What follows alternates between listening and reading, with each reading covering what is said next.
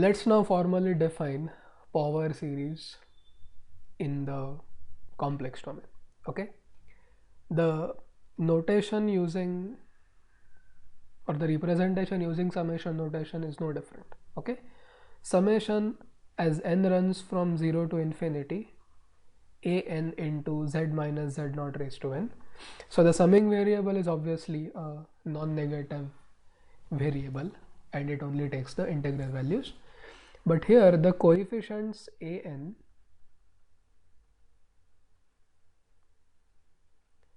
they are all complex. So we are not saying that a n's cannot be real, but in general they are complex, and so is z naught.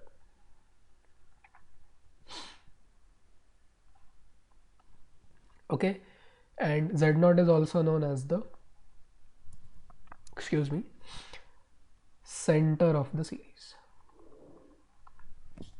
because every term of the power series, if not the first term, and not the first term but all other terms, they consist of positive integral powers of z minus z naught. Hence z naught is known as the center. Okay, so the terms center and the coefficients have the same meaning for power series in the complex domain as they have in the real domain. Okay, so now let us see the examples.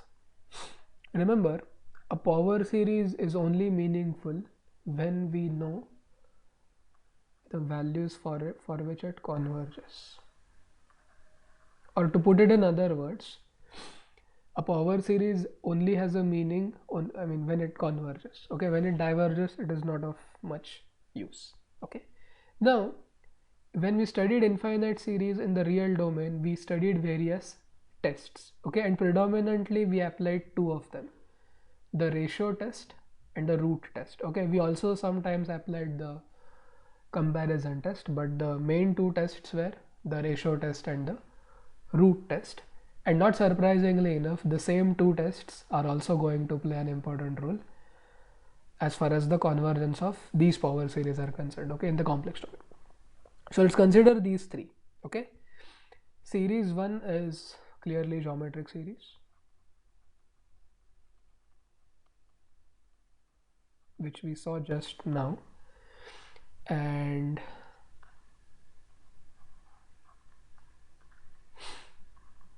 the center of this series is 0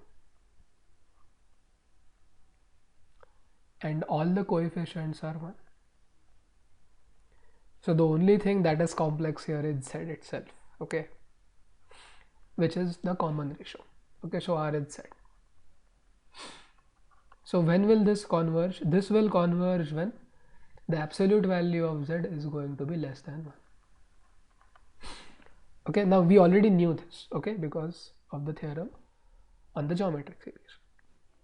Let's go to the second one. Summation as n goes from 0 to infinity, z to the power n upon n factorial. Okay, now this is actually the exponential functions Taylor series representation. The center is 0 and the coefficient a n is given by 1 over n factorial. Okay, now after applying the tests, we will find out that this is a convergent series for all values of z, and because we know that e to the power z is an entire function. Okay, fine. Now let us go to 3. In this case, we still have the center of the series to be the number 0. Okay, but a n is actually n factorial, and it can be proved that this particular series converges only at the center. Okay, now any series which converges only at the center is a useless series, literally, because trivially any series is going to converge at the center. Okay, because if z becomes equal to z naught, then every term of the series will be identical equal to 0. So that is not of much sense. Okay, fine. So we have now seen 3 of them. Later on we will find out that this is actually the exponential function, the complex exponential function e to the power z, and the first term is, the first example is what we have already discussed, the geometric series. Okay,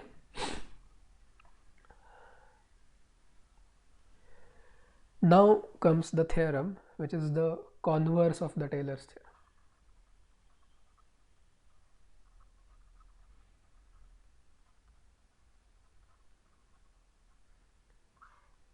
And as I told you in the introduction, this particular theorem, I have split this theorem into 2 parts. Okay, the second part will talk about the term by term differentiation and integration, and the first part will talk about the convergence. Okay, so okay, let's call it part 1, and the other one will follow. So the theorem says, consider the infinite series or the power series summation an into z minus z naught raised to n as n runs from 0 to infinity, and also consider any non-negative real number.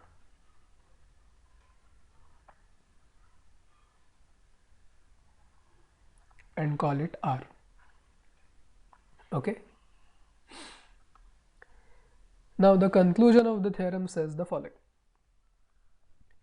If R is positive,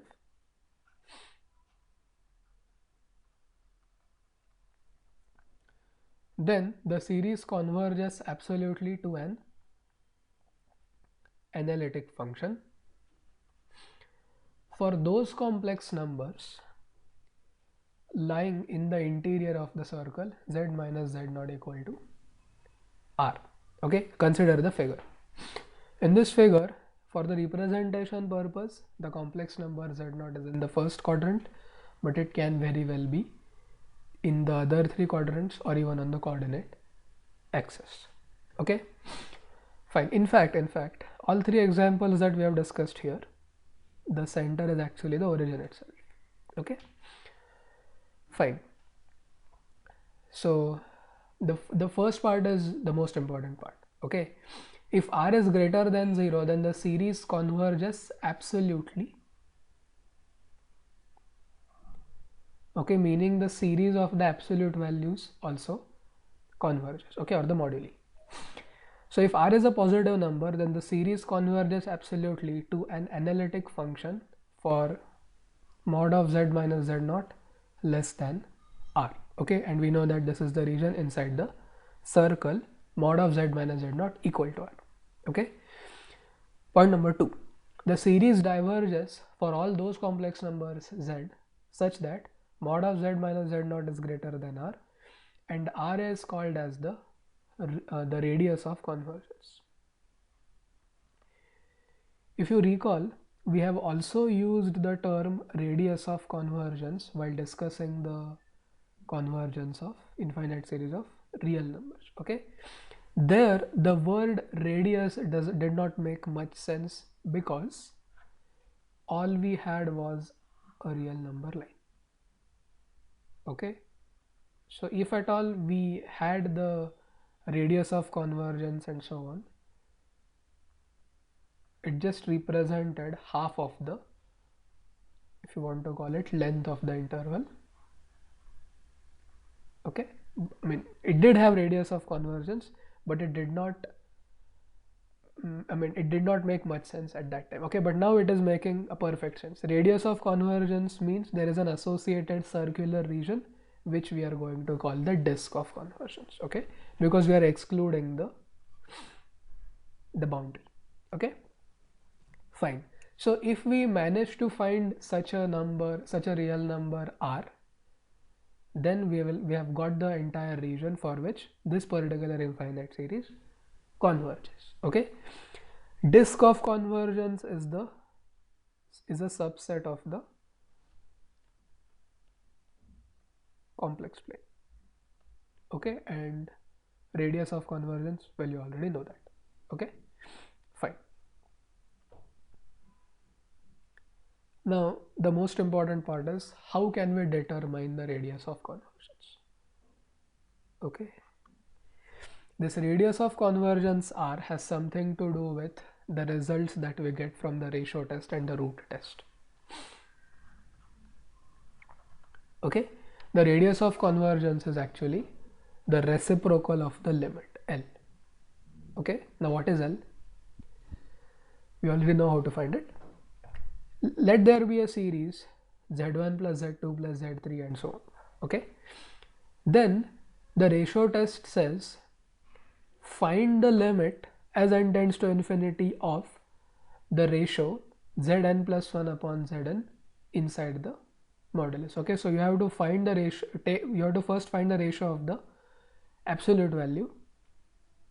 Well, let me put it in this way.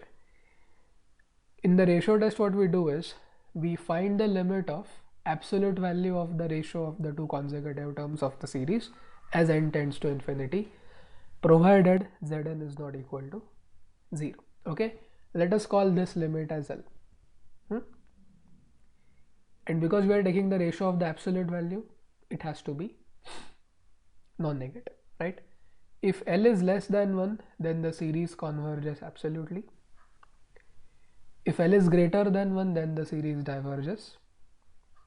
And if L is equal to 1, then according to the ratio test, there is no conclusion. Or it is inconclusive, we have to figure out some other way to decide the nature of the series. Okay, same thing applies to root test.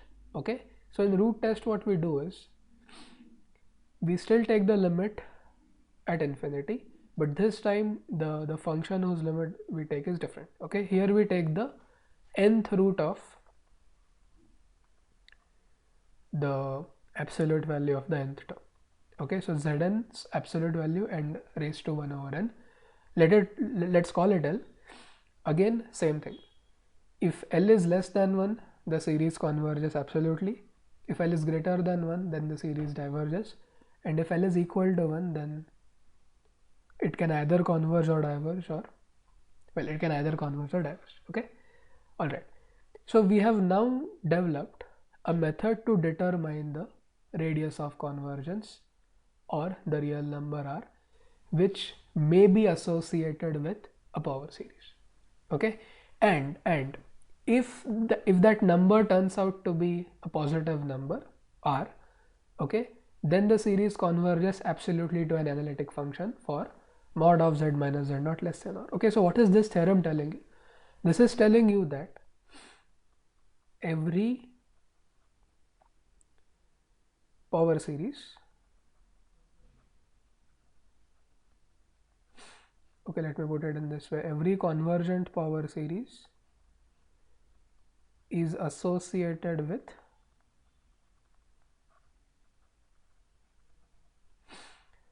an analytic function.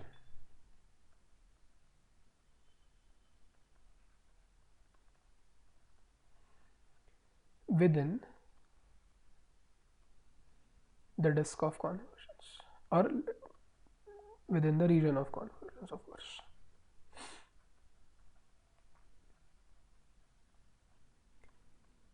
Okay, and to determine the region of convergence, we use the tests. Okay, predominantly the ratio test, occasionally the root test.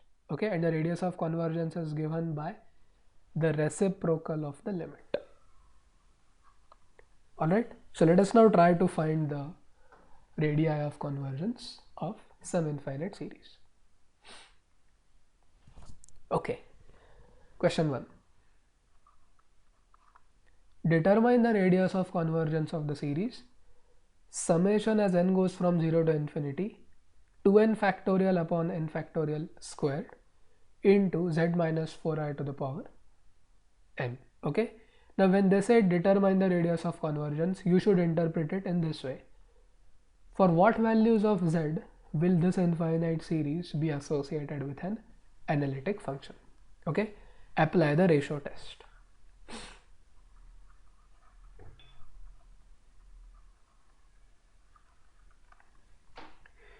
We will first take the ratio of the two consecutive terms of the series, and then we will find its absolute value, and then we'll take the limit of the absolute value as n tends to infinity. Okay, so this is now equal to, first you go to Zn plus 1, which will be 2 times n plus 1 or 2n plus 2 bracket factorial upon n plus 1 factorial squared into z minus 4I raised to n plus 1. Okay, and if you divide it by the term that you see here, eventually you'll get the following. Z minus 4I raised to n plus 1 upon z minus 4I raised to n will just give you this. Okay, and then comes the ratio of factorials. Okay, it will be 2n plus 2 factorial upon n plus 1 factorial squared into the reciprocal of this number. Okay, because you are dividing it. Yes, so it will be n factorial squared in the numerator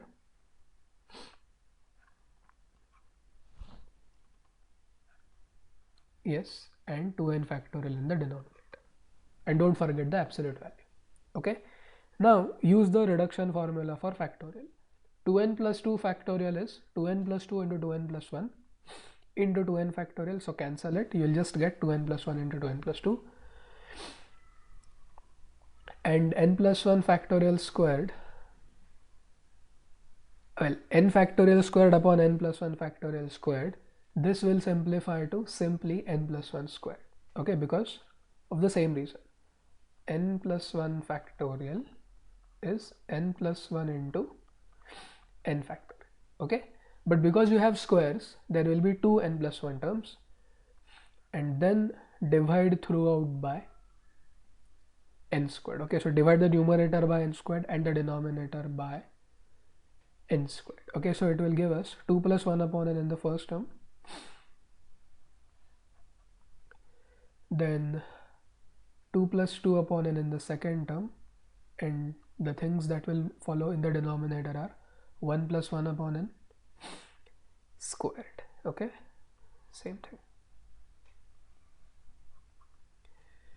Well, and also do not forget mod of z minus 4I, because for any two complex numbers, mod of z1 into z2 is mod of z1 into mod of z2.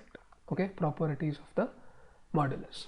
All right, now the limit of the first part is clearly 4, isn't it? Yes, and you have to now keep this as it is, because now we have to determine for what values of z will this converge. Okay, fine.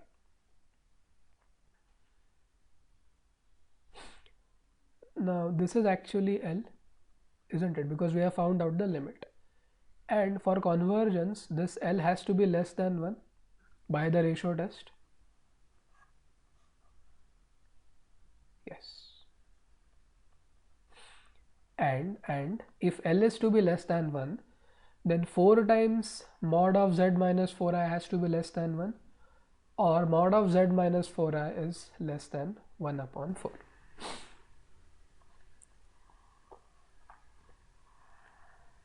So that R that we have got has to be 1 upon 4. Okay,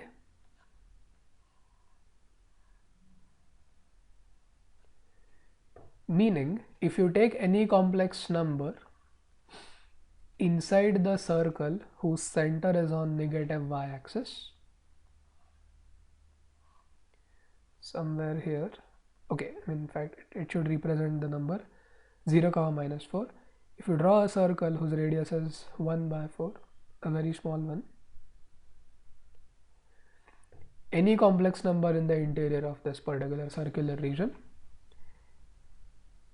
will lead to the convergence of the series. Okay, that is the interpretation. Now let us try to solve another problem.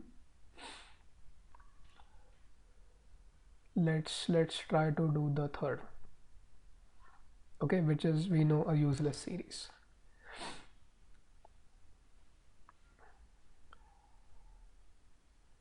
Question 2.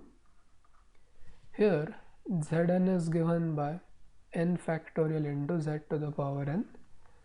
So if we take the ratio Zn plus 1 upon Zn, that will be equal to n plus 1 factorial upon n factorial into z. Okay, therefore limit as n tends to infinity of the absolute value of Zn plus 1 upon Zn will be equal to limit as n tends to infinity of n plus 1 into absolute value of z. Now why did n plus 1 come? Same reason. Use the factorial notations property to write n plus 1 factorial as n plus 1 times n. Okay. Now does this limit exist? This limit doesn't exist.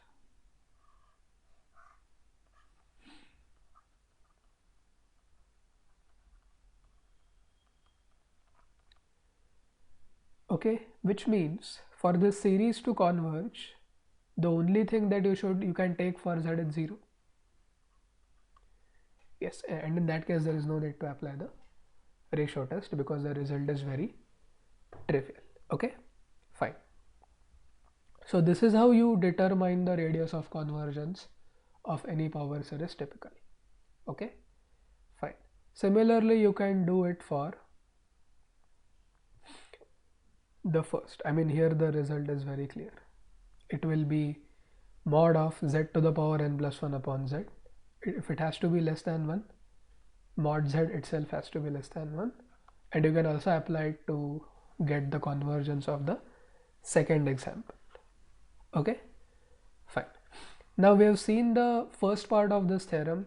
Now let us see the second part, okay, which has to do with the term by term differentiation and the integration.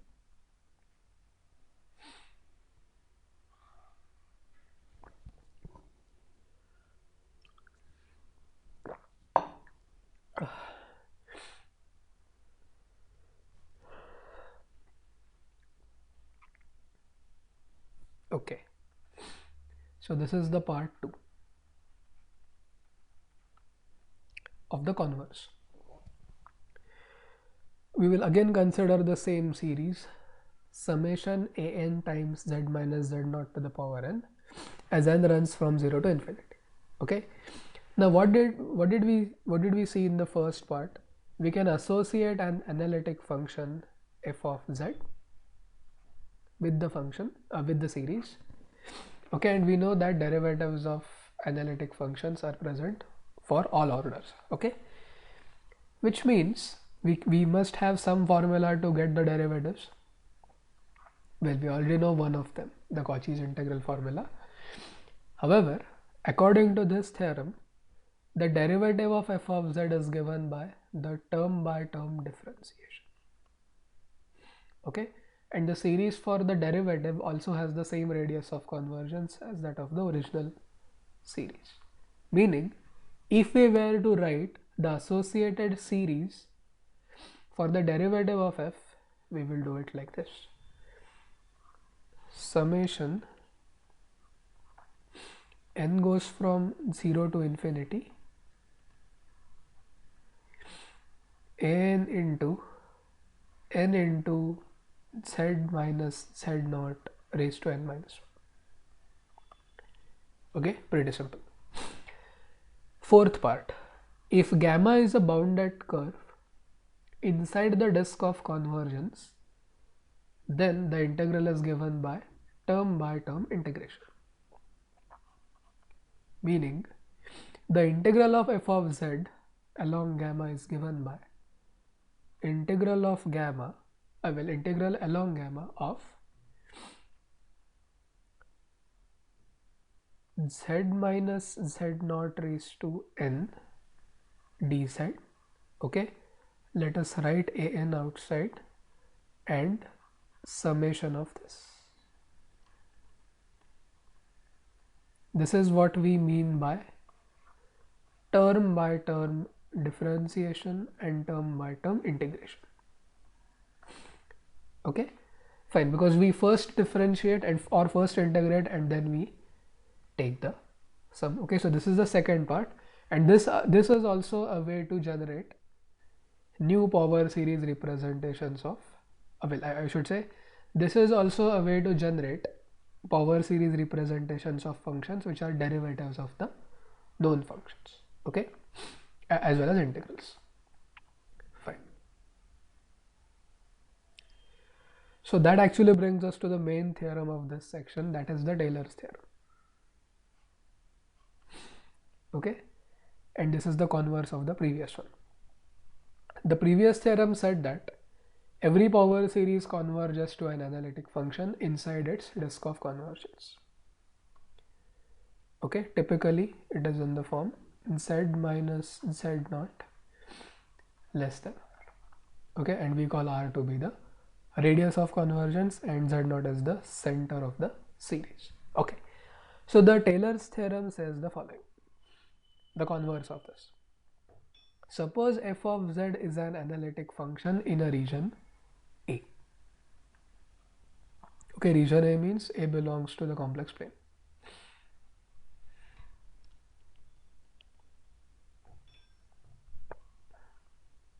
Okay, let z not be any complex number in that region. Then there is an associated power series with the function f of z, where the term an is given by the same formula that we had in the real version of the Taylor's theorem, okay, which is nth derivative of the function at that point divided by n factorial. Okay, but now we do have a formula from Cauchy's integral formula. Yes, and that thing now allows us to write nth derivative at z naught upon n factorial as 1 upon 2 pi I into the integral of f of z upon z minus z naught raised to n plus 1 with respect to z, where the series converges on any disk z minus z naught less than r contained in A. Okay, and gamma is any simple closed curve in A around z naught with its interior entirely in A. Okay, let me just remind you what that modified version of the Cauchy's integral formula was. It said the integral of the function f of z upon z minus z naught to the power n plus 1 with respect to z is given by 2 pi I into nth derivative of the function at z naught divided by n factor. So what we have done is we have basically brought 2 pi I to this side. Okay, that's what we have done. Okay, so that formula is now going to help us in determining the coefficients an of the Taylor series of that function. Okay, but don't worry, we will not be using all these things. Okay, as far as the problems are concerned, we'll get to know about the problems when we solve them. Okay, fine. So the main thing here is to realize that the Taylor's theorem and its converse both are true.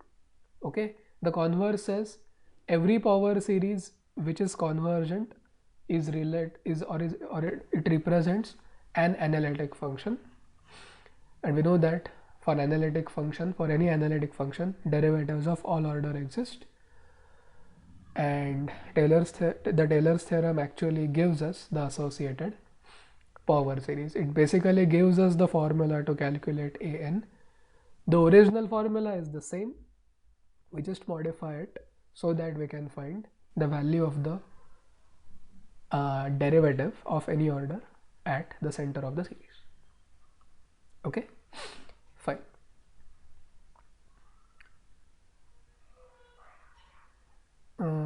Yeah, this is the last part that I had planned to cover.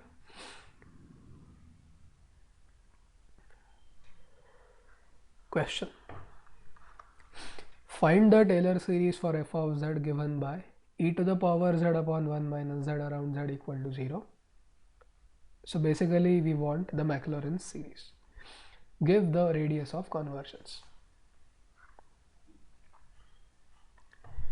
Now we already know that 1 upon 1 minus z has the power series representation 1 plus z squared plus z cubed and so on, provided mod of z is less than 1.